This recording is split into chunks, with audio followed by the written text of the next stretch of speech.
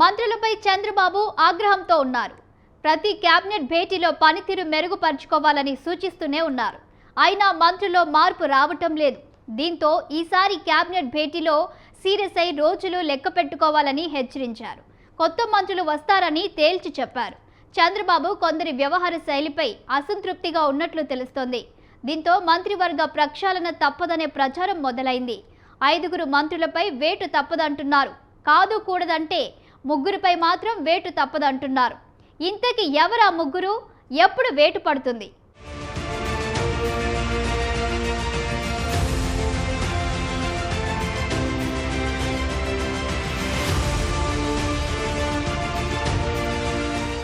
మంత్రుల పనితీరుపైన ముఖ్యమంత్రి చంద్రబాబు అసంతృప్తి వ్యక్తం చేశారు.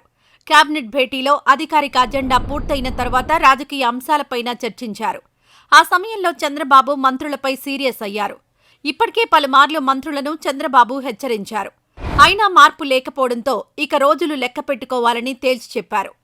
ఒక్క మంత్రి పనితీరు కూడా ఆశించిన మేరకు లేదని ఆయన అన్నట్లు సమాచారం. సరైన విధంగా మంత్రులు స్పందించటం లేదని, కొందరు మంత్రులైతే తమ శాఖలకు సంబంధించిన అంశాలపై కూడా మాట్లాడడం లేదని ఆయన అన్నారు. ఇదే ధోరణి కొనసాగితే 1995 నాటి సీఎంను మళ్లీ చూస్తారని చెప్పారు. శాఖల నిర్వహణలో కూడా చాలా మంది వేగం చూపించడం లేదని అసంతృప్తి వ్యక్తం చేశారు.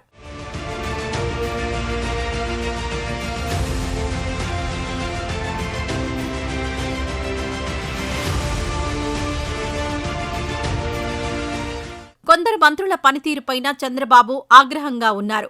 మీడియాలో కొందరు మంత్రుల శాఖలపైన వస్తున్న కథనాలపై ఇప్పటికే నిఘా నివేదికలు తెప్పించుకున్నట్లు తెలుస్తోంది.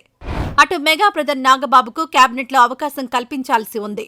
ఇటు కొందరు మంత్రుల తీరుపైన చంద్రబాబు సీరియస్ గా ఉన్నారని సమాచారం. ప్రస్తుతం మంత్రివర్గంలో ఒక స్థానం ఖాళీ ఉంది. దాన్ని నాగబాబుతో భర్తీ చేస్తారని మొదట భావించారు.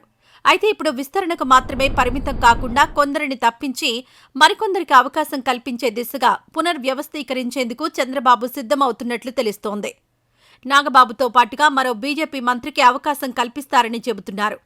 ఇక ఉత్తరాంధ్రకు చెందిన ఒక మంత్రికి ఉద్వాసన తప్పదనే ప్రచారం సాగుతోంది.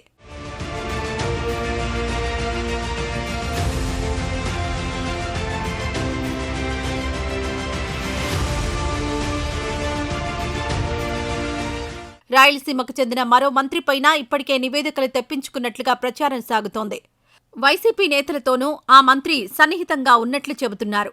ఇక గతంలో వైసీపీలో ఉండి ఇప్పుడు మంత్రి అయిన మరో నేత తీరుపైన పార్టీ శ్రేణులు ఫిర్యాదులు చేస్తున్నారు. తమకు సరైన గుర్తింపు ఇవ్వడం లేదని ఆ మంత్రిపైన పార్టీ నేతలే ఆగ్రహంతో ఉన్నారు. ఈ మేరకు చంద్రబాబుకు నిఘా రిపోర్ట్స్ అందినట్లు సమాచారం. గోదావరి జిల్లాలకు చెందిన మరో మంత్రిపై తొలి నుంచి విమర్శలొస్తున్నాయి. కాగా వీరిని తప్పిస్తే కేబినెట్లో సామాజిక సమీకరణాలకు అనుగుణంగా కొత్తవారికి అవకాశం ఇవ్వాల్సి ఉంటుంది. దీంతో వీరిపైన చంద్రబాబు మరికొంతకాలం వేచి చూసే ధోరణితో వ్యవహరిస్తారా? ప్రచారం సాగుతున్నట్లుగా శ్రావణ మాసంలో మంత్రివర్గ ప్రక్షాళన ఉంటుందా అనేది ఉత్కంఠ పెంచుతోంది.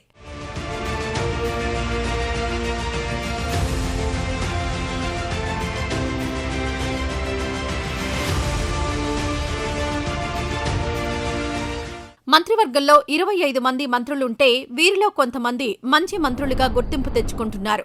ఇలాంటి వారిలో 2 మంత్రుల గురించి సీఎం చంద్రబాబు సైతం ఆనందం వ్యక్తం చేస్తున్నారు. వారే అనంతపురం జిల్లా ఉరవకొండ నుంచి వరుస విజయం దక్కించుకున్న పయ్యావుల కేశవ్, ఉమ్మడి పశ్చిమ గోదావరి జిల్లాలోని పాలకొల్లు నియోజకవర్గం నుంచి వరుసగా గెలుపొందుతున్న వివాదాస్పద రహితంగా వ్యవహరించే నాయకుడిగా పేరు తెచ్చుకున్న నిమ్మల రామానాయుడు.